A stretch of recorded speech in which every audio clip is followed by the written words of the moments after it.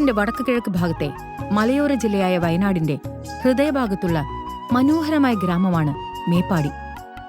മേപ്പാടിയുടെ മലയോര ഭംഗിക്ക് മാറ്റുകൂട്ടുകയാണ് മുണ്ടക്കൈ, ചൂരൽമല, അട്ടമല തുടങ്ങിയ സമീപ പ്രദേശങ്ങൾ.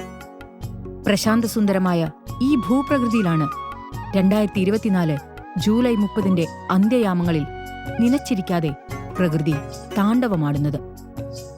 മുണ്ടക്കൈയിൽ നിന്നുത്ഭവിച്ച് വിനാശകരമായ ഉരുൾപൊട്ടലിൽ ജനപഥങ്ങൾ ഉൾപ്പെടെ കിലോമീറ്ററുകളോളം പ്രകൃതിയിൽ ലയിച്ചു.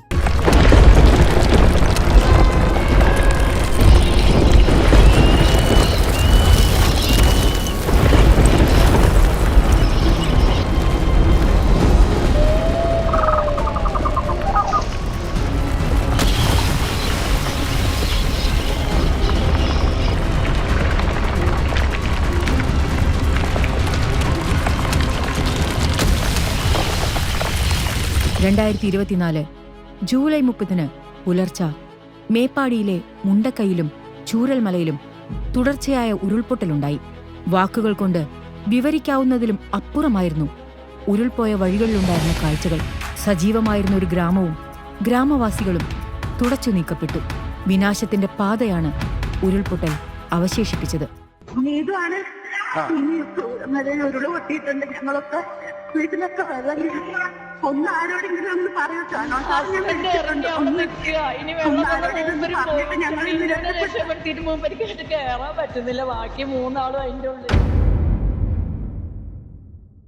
ആദ്യത്തെ ഉരുൾപൊട്ടൽ പുലർച്ചെ 1 മണിക്കാണുണ്ടായത്.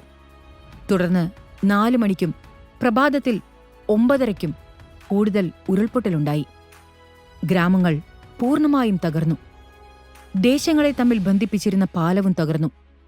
മേപ്പാടി പഞ്ചായത്തിലെ 10, 11, 12 വാർഡുകളിലാണ് പ്രകൃതി താണ്ഡവമാടിയത്. മിനിറ്റ് എന്ന് പറയാൻ പറ്റും, സെക്കൻഡ് കിട്ടി. ഞങ്ങൾ സംഭവം നടക്കുമ്പോൾ വീടിൻ്റെ മുകളിലേക്ക് കല്ലെല്ലാം വന്ന് ജാമക, വാതിലെല്ലാം അടഞ്ഞുപോയി. എൻ്റെ മകനും മരുമകളും ചെറിയൊരു കുട്ടി അവർ റൂമിനകത്ത് ബ്ലോക്കായി. അങ്ങനെ വാതില് തുറന്നു നോക്കി. നമ്മളെ അടുത്ത വീട്ടുകാരൊക്കെ നമ്മളെ വിളിക്കുകയാണ്. അപ്പൊ വാതില് തുറന്നു നോക്കുമ്പോ ഇപ്പുറവും വെള്ളം വരുന്നു, ഏതിലും ഞങ്ങൾക്ക് കിടക്കാൻ വരും. അപ്പൊ എന്തായാലും ചെയ്ത് ടോർച്ച് എടുത്തിട്ട് ഞങ്ങൾ ഇറങ്ങിയപ്പോ ഇത്രയും താന്നു പോയപ്പോ ഞാനും മോളും കൈ പിടിച്ച് അടുത്ത വീട്ടിലൊരു മതിലുണ്ട്. ആ മതിലൊക്കെ എങ്ങനെയോ കേറി ചാടി. അതന്നെ ഞങ്ങൾ ഉറങ്ങുണ്ടായി. ഒച്ച കേട്ടപ്പില്ലേ ഞങ്ങൾ ആ ഓട്ടത്തിന് എണിച്ച് ഞങ്ങള് ജീവൻ രക്ഷപ്പെട്ട് ഞങ്ങൾ ഓടി വന്നത്. ദുഷ്കരമായ കാലാവസ്ഥയും ഛിന്ന ഭിന്നമായ പ്രദേശങ്ങളും സൃഷ്ടിച്ച വെല്ലുവിളികൾക്കിടയിലും പ്രദേശവാസികളും സന്നദ്ധ പ്രവർത്തകരും അരയും തലയും മുറുക്കിയിറങ്ങി. സൈന്യവും ദുരന്ത നിവാരണ സേനയും അഗ്നിസുരക്ഷാ സേനയും മറ്റും എത്തുന്നതിന് മുൻപ് തന്നെ ഇവർ ദുരന്തമുഖത്ത് സ്വജീവൻ അവഗണിച്ചും കർമ്മനിരതരായി. ഇതിൽ രാഷ്ട്രീയ സ്വയംസേവക സംഘത്തിന്റെയും പ്രത്യേകിച്ച് സേവാഭാരതിയുടെയും ഇടപെടൽ ഏറെ ശ്ലാഘനീയമാണ്. പ്രജീഷ് എന്ന് പറയുന്ന ആള് ഒരു ചെറുപ്പക്കാരനാണ്. എന്തായാലും അവര് കല്യാണമായാലും എന്ത് പരിപാടിയായാലും വിളിച്ച അപ്പോൾ എന്ത് പ്രശ്നമുണ്ടെങ്കിലും എല്ലാം തരണം ചെയ്ത് മുന്നോട്ട് വരുന്ന ഒരാളാണ്. എന്ത് സഹായത്തിനും വിളിച്ചാലും ഓടിയെത്തും, എല്ലാവരുടെയും ഓടിയെത്തും. അങ്ങനത്തെ ഒരു വ്യക്തിയാണ്. എല്ലാവർക്കും എന്താ പറയാ, അത്രയും ഇഷ്ടമാണ് അദ്ദേഹത്തെ. ഗ്രാമത്തിലുണ്ടായിരുന്ന പ്രജീഷിന്റെയും ശരത്തിന്റെയും പേരുകൾ ഈ കൂട്ടത്തിൽ എന്നും ഓർമ്മിക്കപ്പെടേണ്ടതാണ്. രാഷ്ട്രീയ സ്വയംസേവക സംഘത്തിന്റെ 2 ചുണക്കുട്ടികളായിരുന്നു ഇവർ. കനത്ത ഇരുട്ടായതിനാൽ രക്ഷാപ്രവർത്തനത്തിന് താമസം നേരിട്ടിരുന്നു. ഗ്രാമത്തിലുണ്ടായിരുന്നവർ വിവരം പുറത്തേക്ക് അറിയിച്ചെങ്കിലും വളരെ വൈകിയാണ് രക്ഷാപ്രവർത്തകർക്കും ഉദ്യോഗസ്ഥർക്കും ദുരന്തമുഖത്ത് എത്താനായത്. എന്നാൽ ആദ്യ ഉരുൾപൊട്ടലുണ്ടായ സമയത്ത് തന്നെ ഗ്രാമത്തിലുള്ളവർ രക്ഷാപ്രവർത്തനം സ്വയം ഏറ്റെടുത്തു. ഇതിലുൾപ്പെട്ട സ്വയംസേവകരായിരുന്നു പ്രജീഷും ശരത്തും. ഇവർ ആദ്യ ഉരുൾപൊട്ടലിൽ തന്നെ തൊട്ടടുത്ത വീടുകളിലെ മുഴുവൻ ആളുകളെയും രക്ഷിച്ചു. എന്നാൽ ദൗർഭാഗ്യകരമെന്ന് പറയട്ടെ, 2ാമത്തെ ഉരുൾപൊട്ടലിൽ രക്ഷാപ്രവർത്തനത്തിനിടയിൽ പ്രജീഷും ശരത്തും എന്നേക്കുമായി മറഞ്ഞുപോയി. ശരത്തിന്റെ ഭൗതികദേഹം പോലും ലഭിച്ചില്ല. സംഘ സ്വയംസേവകരും വിവിധ ക്ഷേത്രപ്രവർത്തകരുമായ 70ഓളം പേരാണ് ഈ ദുരന്തത്തിൽ ഓർമ്മയായത്. ദുരന്തമുണ്ടായ ദിവസം കാലത്ത് 6 മണിക്ക് തന്നെ തൊട്ടടുത്ത സ്ഥലങ്ങളിൽ നിന്നും സേവാഭാരതി പ്രവർത്തകരും കാര്യകർത്താക്കളും സ്ഥലത്തെത്തി. ഇവർ പരുക്കേറ്റവരെ ആശുപത്രിയിൽ എത്തിക്കുകയും മണ്ണിനടിയിൽപ്പെട്ട മൃതദേഹങ്ങൾ കണ്ടെത്തുകയും ചെയ്തു. കേരളം കണ്ട ഏറ്റവും വലിയ ഉരുൾപൊട്ടലിൽ നിന്ന് രക്ഷപ്പെട്ടവർക്കായി മുണ്ടക്കൈ, ചൂരൽമല, അട്ടമല, നൂൽപ്പുഴ വില്ലേജുകളിൽ ദുരിതാശ്വാസ ക്യാമ്പുകൾ ആരംഭിച്ചു. 1700ഓളം ആളുകളാണ് ഈ ക്യാമ്പുകളിൽ അഭയം പ്രാപിച്ചത്. കിലോമീറ്ററുകൾ അകലെ ഉരുൾപോയ വഴി ചെന്നെത്തിയ നിലമ്പൂരിൽ മൃതദേഹങ്ങൾ കണ്ടെത്തുന്നതിന് 30-ാം തീയതി മുതൽ 7-ാം തീയതി വരെ സ്വയംസേവകർ പ്രവർത്തന നിരതരായി. താലൂക്ക് ആശുപത്രിയിൽ 50 സ്വയംസേവകർ വീതമാണ് കർമ്മനിരതരായത്. ഉരുൾപൊട്ടൽ തകർത്ത് ജനവാസ മേഖലയിലെ സൗകര്യങ്ങളുടെ അഭാവം മൂലം മേപ്പാടിയിലെ ക്ഷേത്ര കമ്മിറ്റിയുമായി ബന്ധപ്പെട്ട് അവരുടെ കീഴിലുള്ള ശ്മശാനത്തിൽ മൃതദേഹങ്ങൾ സംസ്കരിക്കുന്നതിനുള്ള നേതൃത്വം സേവാഭാരതി ഏറ്റെടുത്തു.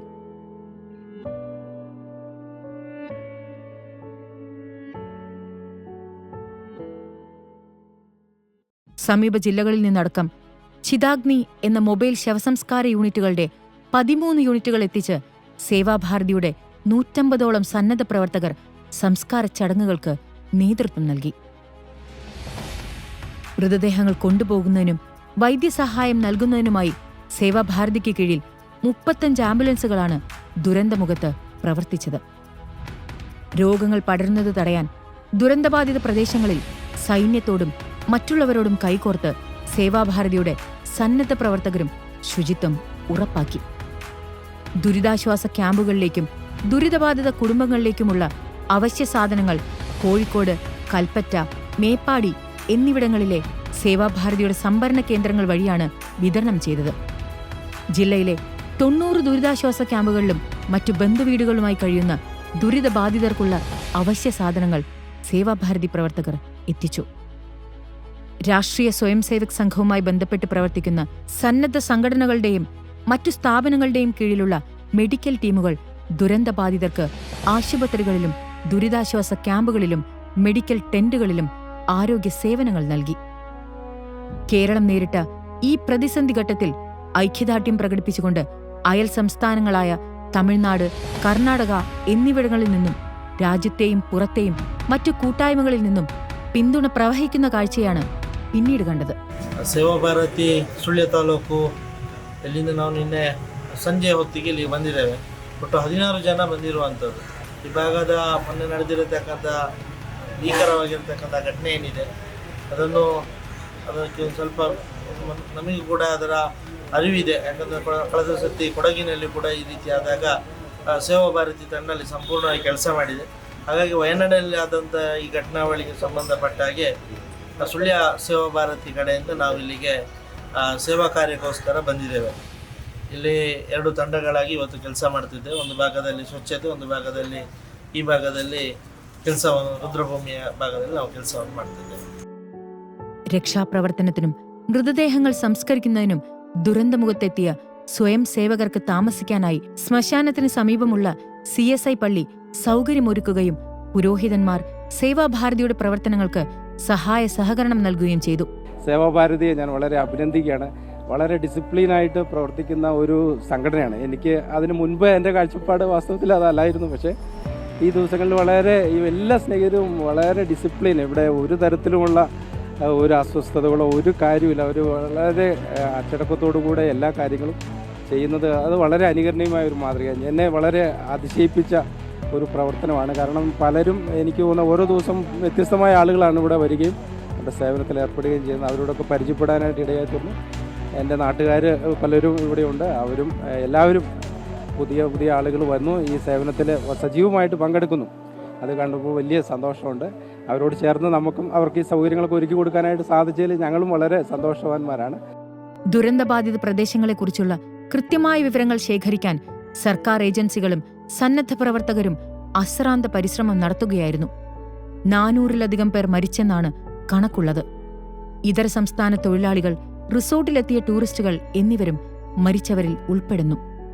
പരിക്കേറ്റ 190 പേർ ആശുപത്രിയിൽ ചികിത്സയിലാണ്. 200ഓളം ആളുകളെ കാണാതായിട്ടുമുണ്ട്. ദുരന്തമുണ്ടായ പ്രദേശത്ത് 2006 ഭവനങ്ങളിലായി 3234 പേരായിരുന്നു വസിച്ചിരുന്നതെന്നാണ് ഏകദേശ കണക്ക്.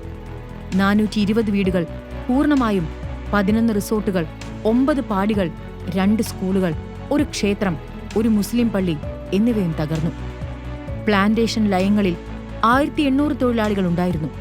ഇവരെ നേരത്തെ ഒഴിപ്പിച്ചത് കാരണം ദുരന്തത്തിൽ നിന്നും രക്ഷപ്പെട്ടു. കോഴിക്കോട് ജില്ലയിലെ വിലങ്ങാട് പോലെയുള്ള മറ്റ് പ്രദേശങ്ങളിലും ഉരുൾപൊട്ടലുണ്ടായി. ഒരാൾ മരിക്കുന്ന സാഹചര്യമുണ്ടായി.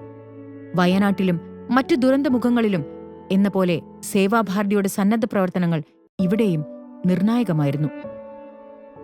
വലിയൊരു സമൂഹത്തിന്റെ പുനരധിവാസം എന്നത് ഭാരിച്ച പ്രവർത്തനമാണ്. ഉരുൾപൊട്ടൽ ദുരന്തത്തിൽ നിന്നും രക്ഷപ്പെട്ടവർക്കായി പുതിയ സ്ഥലം കണ്ടെത്തി ആവാസ കേന്ദ്രങ്ങൾ ഒരുക്കുന്നതിൽ ശ്രദ്ധ കേന്ദ്രീകരിച്ച് പുനരധിവാസ പ്രവർത്തനങ്ങൾ തുടരുകയാണ്. ഈ പ്രതിസന്ധി ഘട്ടത്തിൽ ഒറ്റപ്പെട്ടവർക്കായി പ്രത്യേക ശ്രദ്ധ നൽകേണ്ടതുണ്ട്. ഇതിനായുള്ള ആലോചനയിലാണ് കാര്യകർത്താക്കൾ. മുണ്ടക്കൈ, ചൂരൽമല ഉരുൾപൊട്ടലിനെ തുടർന്ന് നടന്ന സന്നദ്ധ പ്രവർത്തനങ്ങൾ സമൂഹത്തിന് നൽകുന്നത് വളരെ വലിയൊരു സന്ദേശമാണ്. സമൂഹത്തിന്റെ ഐക്യവും ദൃഢതയും ദൃശ്യമായ പ്രവർത്തനങ്ങളായിരുന്നു ദുരന്തമുഖത്ത് നടന്നത്.